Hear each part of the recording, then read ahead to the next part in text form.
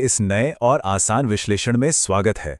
आज हम एक ऐसी चीज के बारे में बात करने वाले हैं जो हमारी जिंदगी का एक बहुत बड़ा हिस्सा है।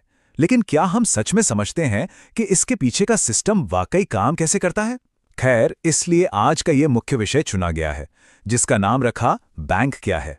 इस चर्चा में हम स्लाइड्स के जरिए बैंक के उन हिडन मैकेनिक्स को समझेंगे जो हमारी पूरी अर्थव्यवस्था को चलाते हैं। तो चलिए, बिना किसी देरी के इसमें गहराई से उतरते हैं। सबसे बड़ा और सबसे पहला सवाल यही आता है कि बैंक आखिर पैसे कैसे कमाता है। आमतौर पर हम सबको यही लगता है कि बैंक एक सेफ हाउस या तिजोरी है जहां बचत को बस आराम से रख दिया जाता है। लेकिन सच्चाई इससे बिल्कुल अलग है। ये सिर्फ एक तिजोरी नहीं है, बल्कि एक ऐसी संस्था है जो लगातार अपने लिए और इकोनॉमी के लिए धन उत्पन्न करती है। आखिर ये मैजिक होता कैसे है? आज एक आम धारणा से बाहर निकलकर उन सारे तरीकों को डिकोड करेंगे जिनसे एक बैंक अपना प्रॉफिट बनाता है। ये समझना सच में बैंक क्या है। देखिए, किसी भी बड़ी चीज को समझने के लिए बुनियाद पकड़ना जरूरी है। एनसाइक्लोपीडिया ब्रिटानिका के डेफिनेशन के अनुसार बैंक दरअसल एक फाइनेंशियल इंस्टीट्यूशन यानी एक वित्तीय संस्था है। इसका काम बड़ा सिंपल है। ये उन लोगों से डिपॉजिट्स लेता है जिनके पास पैसा है और उन्हें लोन देता है जिन्हें उसकी जरूरत है। अगर ध्यान से देखें तो बैंक एक मिडलमैन या एक फाइनेंशियल ब्रिज की तरह काम करता है। एक ऐसा पुल जो एक्स्ट्रा पैसे वाले लोगों को उन लोगों से जोड़ता है जिन्हें बिजनेस शुरू करने या सपने पूरे करने के लिए कैपिटल चाहिए होता है। यहाँ 4 ऐसे मुख्य काम हैं जिनसे लगभग रोज ही सामना होता है। पहला, डिपॉजिट, चाहे वो सेविंग्स अकाउंट में हो या करंट अकाउंट में। दूसरा है लोन, घर के लिए, कार के लिए या बिजनेस के लिए। तीसरा, ट्रांसफर, जैसे यूपीआई या एनईएफटी के जरिए एक जगह से दूसरी जगह पैसे भेजना। और चौथा, सेफ्टी, यानी लॉकर्स वगैरह की सुविधा। लेकिन यहां सबसे बड़ा कैच क्या है? जब कोई बैंक में मान लीजिए 10,000 रुपए डिपॉजिट करता है तो वो पैसा किसी वॉल्ट में लॉक होकर चुपचाप नहीं बैठता। बिल्कुल नहीं, वो पैसा लगातार काम पर लग जाता है। पर कैसे?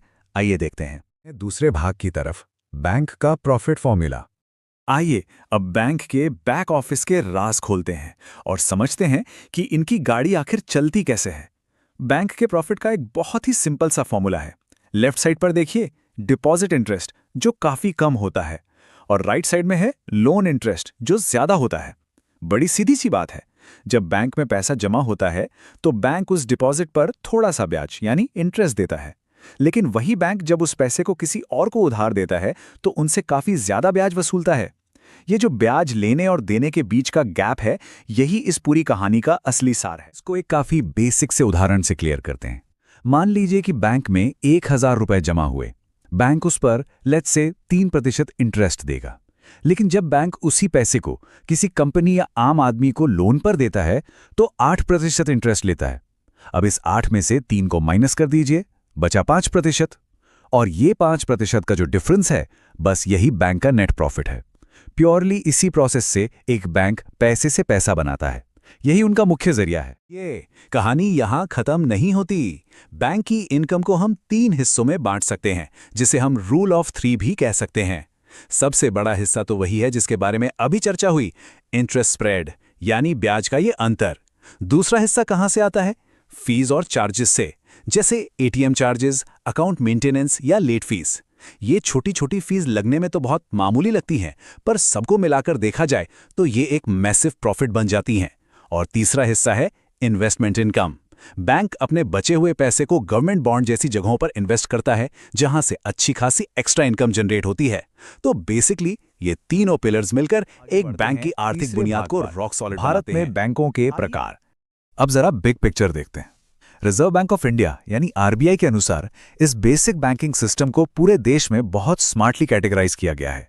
सबसे टॉप पर बैठा है अपना सेंट्रल बैंक यानी आरबीआई।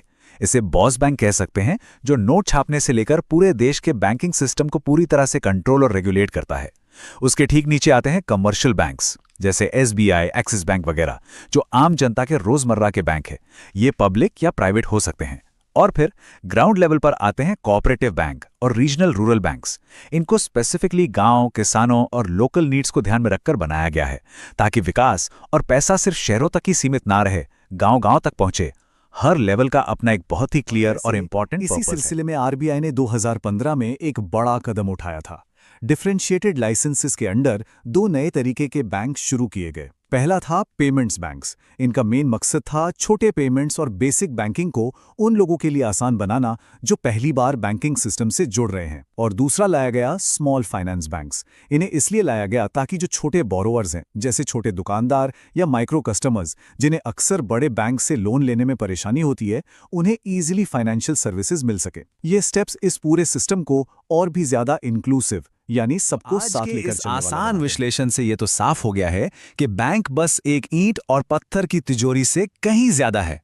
ये एक जिंदा इंजन की तरह है जो डिपॉजिट, लोन और स्प्रेड के फॉर्मूला से अपना प्रॉफिट बनाता है और आरबीआई की निगरानी में अलग-अलग रूप लेकर देश के हर कोने तक पहुंचता है। अब इस आखिरी पड़ाव पर एक विचार छोड़ते हैं। अगर बैंक वाकई में एक ऐसा कंटिन्यूअस ब्रिज है जो पैसे को वहां से उठाता है जहां वो बिल्कुल आइडल पड़ा है और वहां पहुंचाता है जहां उसकी सबसे ज्यादा जरूरत है, तो जरा सोचिए, पैसे का ये इनविजिबल फ्लो या अदृश्य बहाव हमारे पूरे देश की अर्थव्यवस्था को हर रोज किस तरह आकार देता होगा। इस बारे में जरूर सोचिएगा। आज की इस चर्चा में साथ जोड़ने के लिए बहुत बहुत शुक्रिया।